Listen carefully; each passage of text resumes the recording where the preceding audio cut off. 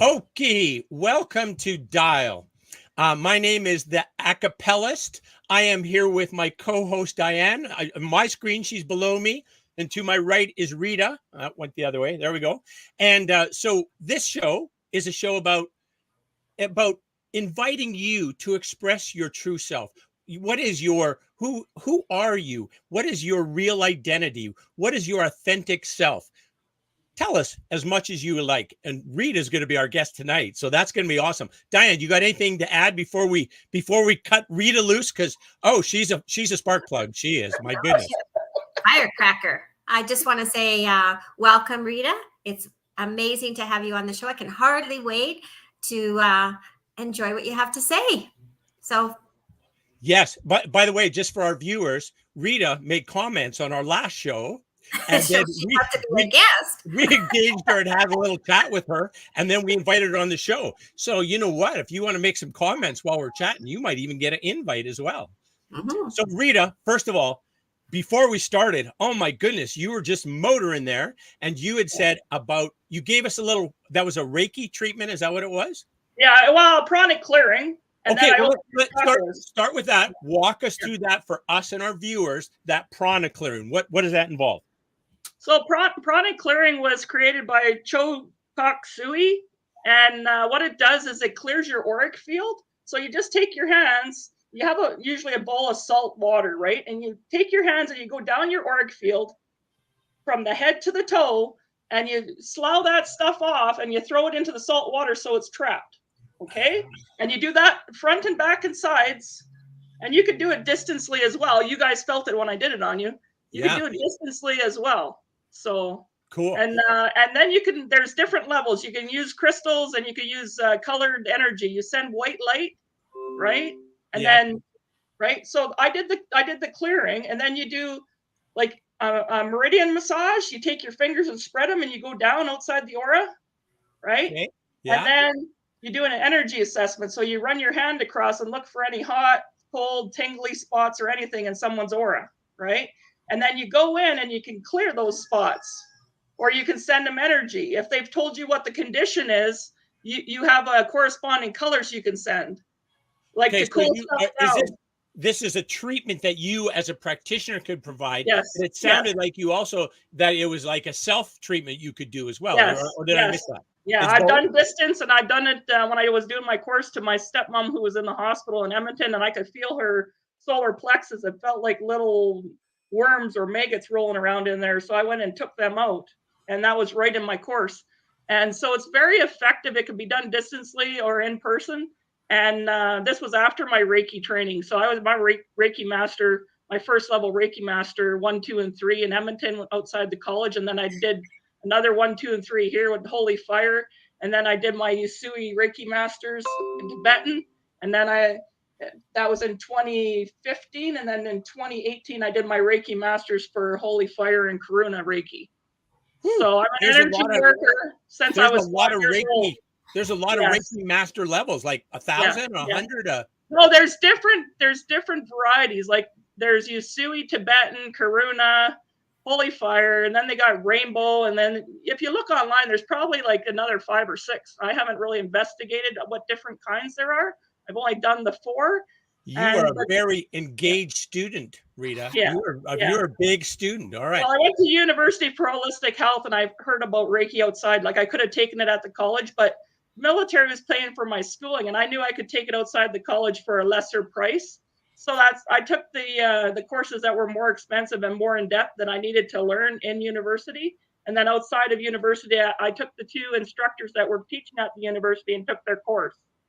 So over the weekends, right? So I've always been a searcher ever since I was a kid. You were asking me earlier about my near-death experience. I was 5 years old, and I had pneumonia, and I was in the hospital in Carmangay, which is just north of Lethbridge. And I floated out over my body and over the nurse's station, and I saw my body in the bed, right? And my spirit floated up, and the nurses were saying, the poor little thing's not going to make it. I remember them saying that to me. And then I floated up into this bright white light, the tunnel. Well, people call it a tunnel, but for me, it was just like an acceleration. And I went into this oneness, and it was like everybody was there to meet me. It was a bunch of spirits there. There was no bodies or nothing, but it was all encompassing love. And they told me, It's not your time yet. You didn't, you know, like you're still young. You didn't really complete what you wanted to complete. So it's, you know, you could stay here or go back. And I decided to come back. Right. And when I came back, I was lying in the baseball diamond like a couple weeks later in Barron's with my eyes closed, and I could see all the chakra colors. And back then, this was 1972. I didn't know about chakras or nothing, but I could see all the colors when I closed my eyes, and my guide was telling me about the colors, right? Wait, your colors or other people's colors? The auric colors when you close your eyes, like you can see them like a little rainbow and like little like layers, right? On your body, like you mean? Like your No, eyes? through my eyelids. When I was looking up at the sky, I could see the energy. Oh, okay. All right. Eyes closed, but looking up and through. Okay. Yeah. Yeah, my guide was telling me that, you know, like these were healing levels, right? So your auric guide, is that what he's called? Well, my mom told me we had guardian angels when we were kids. Like I'm an Aries, so she said I probably had 2 or 3, right? And right. I've had readings done where they say my last reading was a psychic reading 3 years ago after I came back across Canada, and she said I have a native guide, and that he's male, and that I hardly ever listen to him because I'm always calling on God and the angels and the archangels and the ascended masters, and I should call on him more. So that's like what one of the psychics told me. And she was really good because she started naming off all these names. She goes, "Who is this?" And I just kept my mouth shut and said, "Well, who is it?" Right? Because she's the psychic, right? But she named off the people that I loved or who loved me. So it was really quite your official guide. What she was doing, the guides were actually talking to her. So. But your official guide, you're ignoring your official guide. You're saying, no, that's I got my other buddy. To me, right? He said to me, "You don't call on me as much as them." And okay. So, but he's the one that always keeps me out of trouble and says, "Rita, slow down. The cops are around the corner." Because I always ask before I leave on a trip or right to protect me, right? And he'll whisper like, "Rita, slow down. The cops are up there." Or, you know, "Rita, like you shouldn't say that. You know, you might get yourself in trouble." Right? Because I'm an Aries and I'm like, let's go for it. We're not stopping now. Here's the fire. Bring the fire. If you're not ready for the fire, you might get burned, right? So okay, so his name is Ray, your guide, correct? I don't know what his name is. Oh, I thought you called him Ray, your guide. No. Oh, my bad. Okay. I don't know what his name is. I just know that he's a native. So okay. Excellent. And he keeps you out of speeding tickets, keep you safe, those kind of things by whispering in your ear. Okay, cool. And how long have you had that relationship? Well, since I was a kid, I always thought they were guardian angels, right? When I came out of the hospital, I could see his light. I couldn't see like a body or shape or anything. I could just see his shape and light and knew that he was a male presence because I felt the male presence, right? And I knew the male presence from my dad and my mom, right? The masculine presence was very strong in my dad. So I had no problem in equating it with a male presence, right? Is that a color thing too or something? Like, or how is the male presence? It's an energy. It's an energy, right? And that's what I felt. I felt that it was a male energy. So interesting. And the male energies are more giving. The women energies are more receiving. So that's what I felt. And you were asking me about astral travel as well? Yes, I was. So I got taken away from my mom by my dad and my stepmother when I was 7 and taken up to Edmonton from Burns. And I used to astral travel back to see my mom and grandmother and grandpa in Barron's at night. So I could see on a big screen, just like the screen behind me, like the white walls and everything. It was like the screen on your computer. It's all white. And then it was like a movie projection of me flying there in spirit and looking down on them. So did they know you were there? Did they know you were there? Could they acknowledge your presence there? Well, my grandmother knew I was there. Like my grandmother and my grandfather and I had really good connection. My mom, she was in her alcoholic phase, so I don't know if she did or not, because when you have an alcoholic phase, other spirits come in and take over. So I don't think she was clear yet on her gifts. I think she was probably drinking because she was bipolar. She had kids when she was a teenager. She had 3 kids before she met my dad. So she was drowning her sorrows in alcohol, right? And they classed her as bipolar, but I think the fracture of losing those 3 kids, one to crib death and the other 2 to adoption, really messed with her psyche. At 12 years old, when you're pregnant and give a kid at 13, you supposedly stop your mental acuity at that age, right?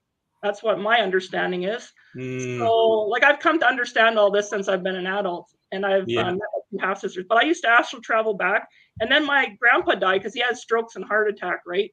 And he ended up dying when I turned 8, and then I shut it down. I think I felt like spiritually Wait, you responsible, shut but down the connection, the astral plane yeah, connection? yeah, Okay. yeah, Okay. yeah. But I also suffered physical abuse from my stepsister and stepbrother. They threw me up against the side of the trailer and told me I will call my stepmom mom.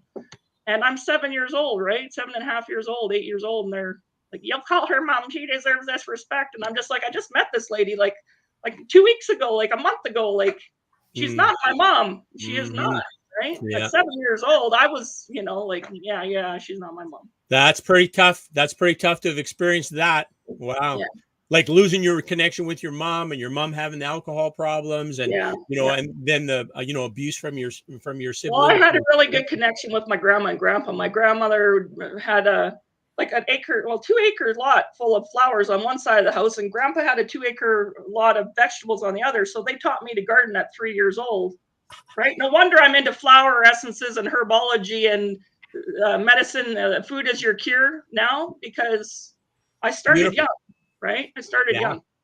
Yeah. So Oh, that's awesome. And so how long did you, how long did your grandma and grandpa live before you lost them? my grandfather, like I said, he died when I was 8. He was 63 years old. And my Okay. grandmother lived a lot longer. She lived into to be 83. So, 83.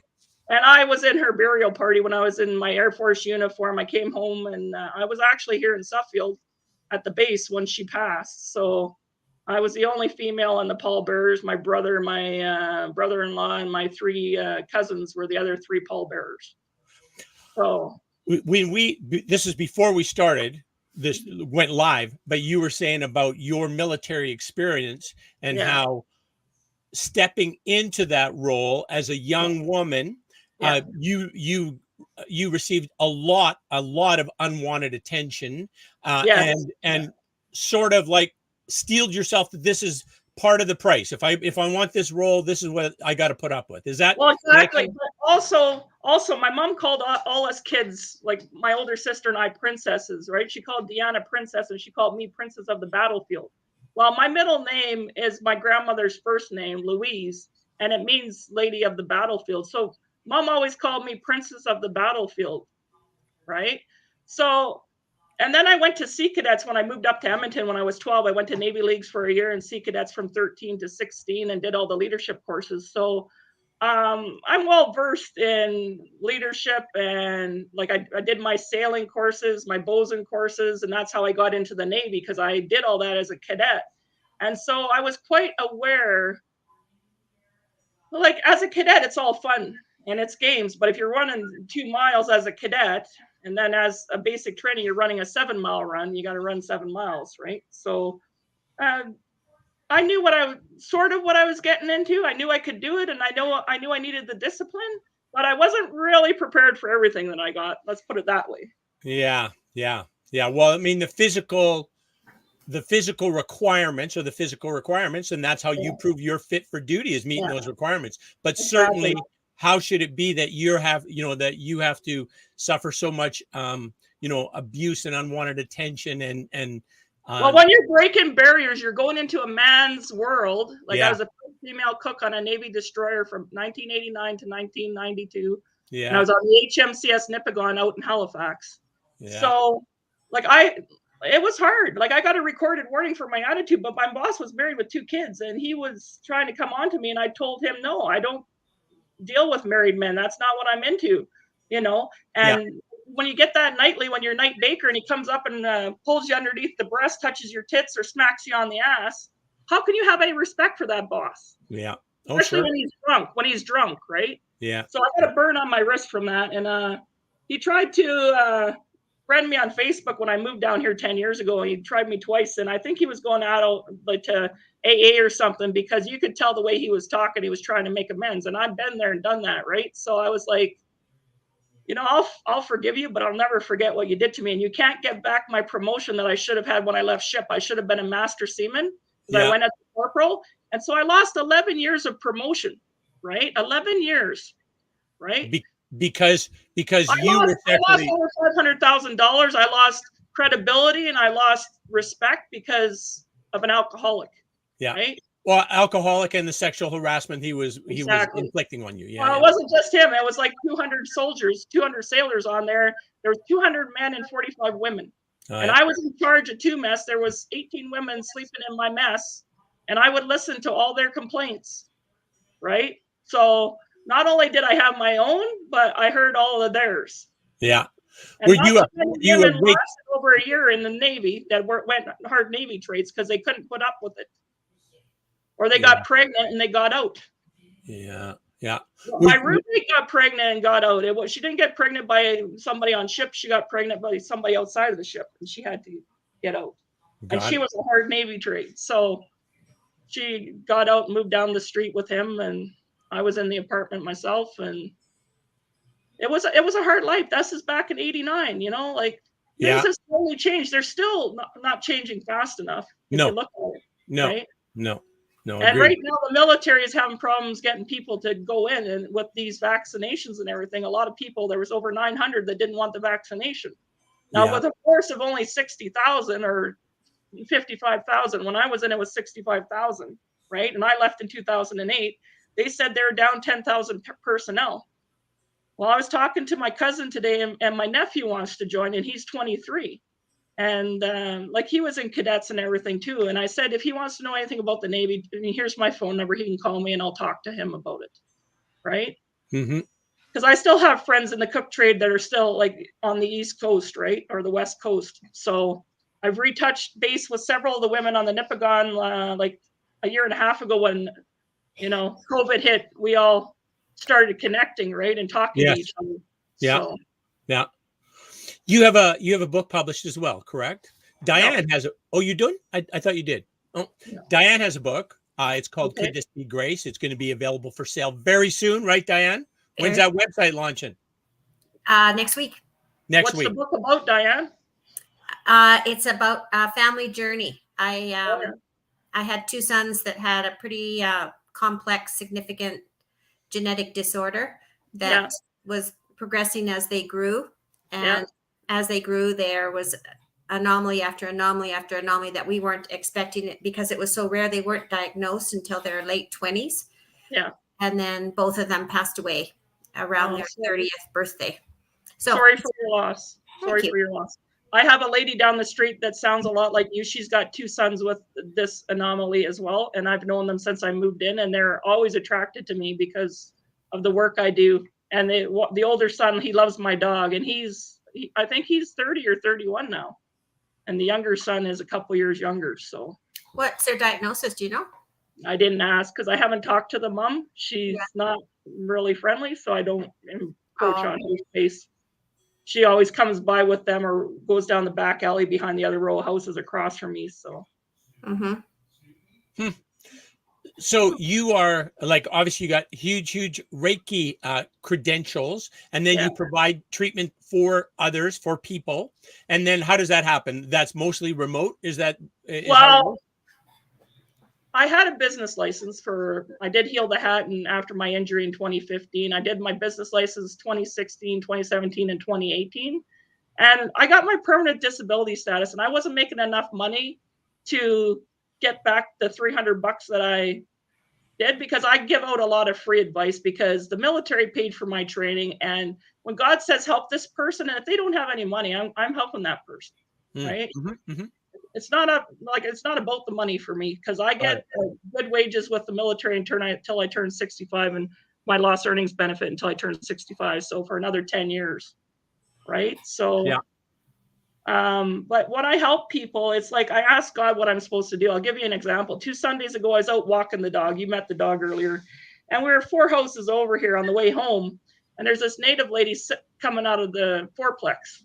And she goes, can you help me? And I'm across the street, and I go, what do you need help with? Right? Because my first impulse was, no, don't get involved with this. Right? And then I said to God, am I supposed to help her? And I got a resounding yes. Right? And so she goes, I need a phone. I go, well, I don't have a cell phone. What do you need a phone for? She goes, well, I want to call the cops. I go, oh, why do you want to call the cops? Well, buddy pulled me down the stairs and threw me out of the house. And I could tell by her energy across the street that there was an addiction involved because I could feel it, right? And I do demon removals and entity removals with access consciousness. So like I could feel my auric field across the street if I want to check somebody else if they ask for help. But normally I keep my auric field in close, right, to protect me. But if somebody asks for help, I go out as an empath and I reach out and see what the issue is. And then I listen to what they say it is. And then I determine. Just briefly describe an auric field. What does that mean? Okay, so we're all made of energy. Okay. People have heard of the 7 chakras from the East Indian culture. I learned about them when I was 25.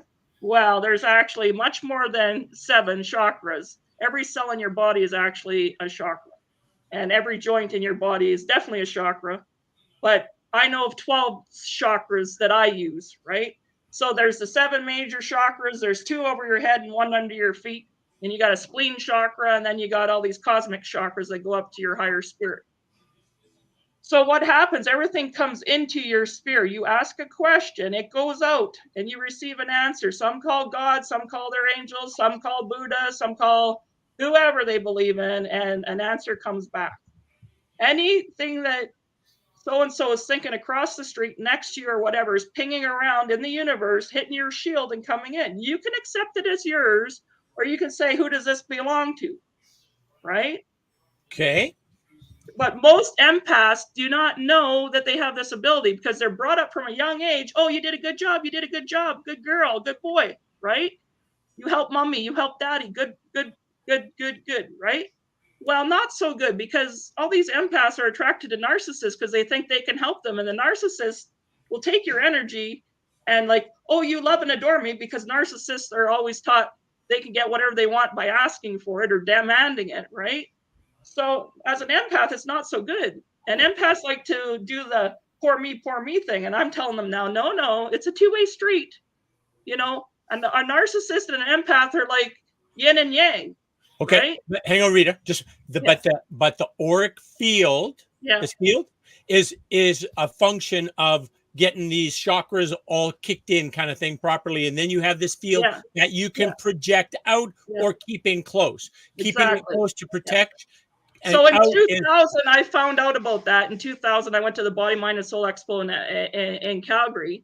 And I got this tape set because we had tape players back then. It was called the DNA Activation of the 12 Strands. So it's like 5 CD or cassette tape kit. I still have it upstairs in my bedroom closet. And it works. I was traveling back and forth between Edmonton and Cold Lake practicing throwing my auric field. So you got your causal body, you got your astral body, and every other body after that. I got the book upstairs. I'm not going to go into it. But when things come in with my color touch course, I learned that you hold these emotions out here, right? And then they come in. So things that happened to you at 5 years old when you had pneumonia, you can pendulum that, you can bring in a flower essence to cure the emotion, and then you can bring in the crystal to heal the auric field. And it works. I've done it. So my experience with the auric field is because I can send it out. Like even when I was in university, the instructor was a nurse, and she was talking about it, and I sent my auric field out to her, and she started laughing. She goes, I know, Rita, yours is already across the block, because she could feel it, right? Because I just whooshed her with it. Like I can send it out so forcefully, you can feel it, right? If you're an empath, you can Qigong feel it. does that too. We learned how to do power balls with Qigong, and you do like a power ball. You bring in the energy, and then you start rotating, and you can push it at people. It works, right? So the person who's receiving the energy or the field, they have to be willing to accept it. You know? But do they also have to be an empath? Do they have? That No, sounds like it's kind of you don't have to be an empath. No, you don't have to be an empath. Anybody can accept prayer. Anybody can accept Reiki. Anybody can accept pranic healing. All you have to be is willing. It's like prayer. No, don't pray for me. I'm not a Christian. Okay, I'm not going to pray for you. How would you like some healing energy? Oh, you'd like some healing energy? Great. I'll send you some healing energy. Beautiful. Right? And so how do you, Rita, create so much energy? Because you're a ball of energy yourself. Well, look at my face is bright red right now just talking about this. So it's very easy. What do you do? Your chakras are on your hands and your feet, right? And on the top of your head. So like you could stamp your feet, clap your hands, push on the center of your palms, push on each finger, and then go like this, and you can feel the energy, right? It might take do you that a again. while. If you're a smoker, Wait a you minute. Do it probably again have- slower. Do it again slower. Okay, press in here, center of the palm. Okay, pinch each finger. Now put your hands 6 inches apart, and you should be able to feel something in there. For me, I feel like a rubber band. It's like a rubber band, and like I can bring it out now. This is how much energy I have, right? But if you can't feel it, bring it closer, right? Like I said, if you're a smoker or you have like poor circulation, it might take a while to open up the chakras because if you're not used to working them, it takes a little bit longer.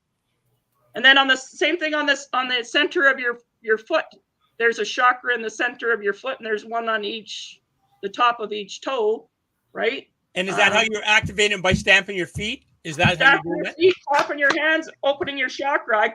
I collect energy from the universe through my crown chakra. I let stuff go, but first I bring all, like we already did it earlier. When I sent all the energy into the ground, we cleared our bodies of all the energy that's not ours. So we already did that, right? And then when you stamp your feet, you can picture roots going into the earth, and you can ask for energy coming up from the earth. And after you send the energy in, you can bring the energy up, right? And then you can bring it all the way up to your head. Most people do it to the heart. You do it all the way up the head, and then you flow it out over your toroidal field, your chakras, right? And then you bring the cosmic energy in from the great central sun, as people call it, through your crown chakra, all the way down to your feet. Well, And then it goes out your feet and comes up the other side of your auric field, right? So the ground energy is coming up and going out, and the cosmic energy is going down and coming out. So it goes like this. Toroidal field. There's a lot of energy flowing around there, and Yes. so and you just have to be. Do I have to know where all the energy's coming from, or do I just basically have to be more receptive to receive it? You have to be more receptive to receive it, but it's also about intent. If you know that nobody can harm you, right? Because some people are fearful, right? So I always ask people, like, are you okay? Are you feeling comfortable? What are your beliefs? We had a 5-page interview questionnaire for clients in the university, right? Because I took anatomy, like nutrition, herbology, touch for health, and the other 2 modalities. I made a 5-page thing with all their health things, all their parents' health things, their family health things, so I can be aware. Because in reflexology, there's certain points you can't touch. If they're pregnant, you don't want to touch around their ankles. You don't want to touch around, like on your wrist. It's right here, the fallopian tubes, and you got your ovaries on one side and your uterus on the other. Same with men. They got their scrotum on one side and their other thing on the other side. So you don't want to be pushing on places that might cause them to have a miscarriage. Right. Right. Okay. The same with giving somebody a herb. You want to make sure there's no counterindications to medication. Right. Okay. So you're saying the 5-page is your assessment thing, so you so you can properly treat without causing any harm. That's what you're saying. Yeah. Right? Yeah. Okay. But I've learned doing Heal the Hat here for 3 years. Like my reflexology one is 1 page now, and my Reiki one is 2 pages, right? If they're a repeat customer, I get them to fill out the big form. If they're only there to see me for Heal the Hat, I give them a 1-page form, right? Because it's about security of information. You want to make sure that they know that your information is secure. They can take the sheet with them if they're only coming to see you for 1 visit. If they're being a repeat customer, you got to tell them you're going to lock it away. No one else is going to see it. Like, I'm single. No one's going to see my information, right? Their information.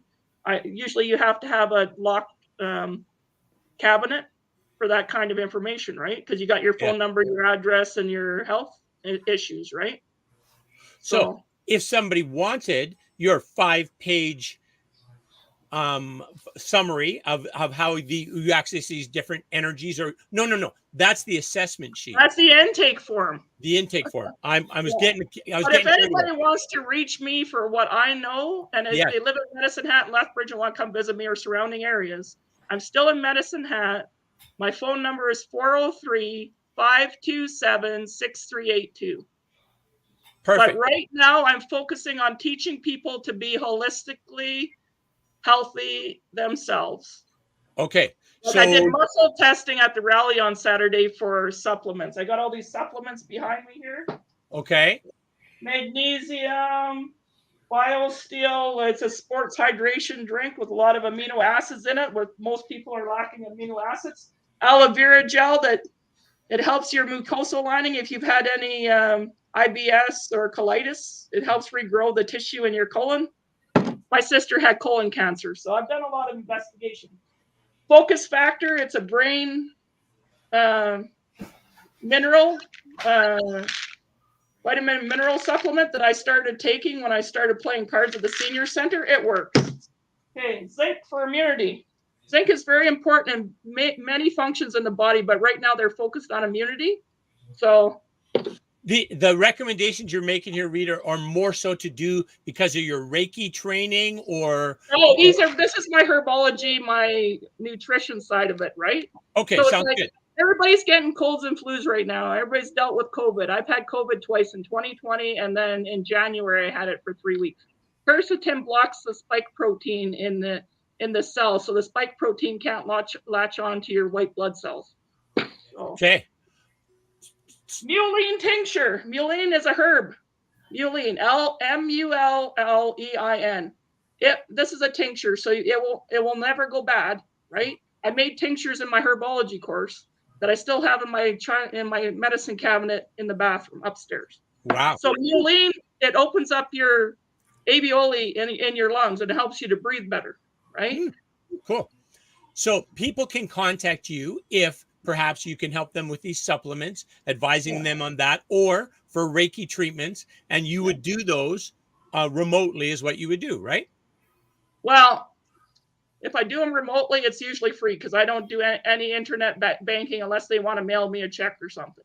But I do ask them if they want a treatment to pay it forward, because if I'm giving something to them, they have to do an energy exchange for somebody else. Oh, that's a beautiful system. That's really nice. Sure. Yeah. Diane, do we have any other comments, closing things that we want to wrap this up, this beautiful conversation with Rita? Just a great big thank you. Yeah. Thank you so much. Well, thanks for having me. I've seen Alan sing, right? I've seen Alan sing. That's how I met him, was watching Jess and seeing him sing. Awesome. And then I ran into you guys having your conversation last week. It was like God said, hook up with these, like listen to these people and see what's going on, right? Well, Alan, we're certainly glad that you do. Yeah, we're certainly glad. Thank you so much. We need part two. Part two. Yes, part two. Yeah. Invite Rita for part two. So Diane, give me a couple weeks. Give you a couple weeks. Okay. We'll get in touch. Sounds good. Thanks, Rita. Thanks, everybody. Take care. Love Good you. night. Love and light. Okay.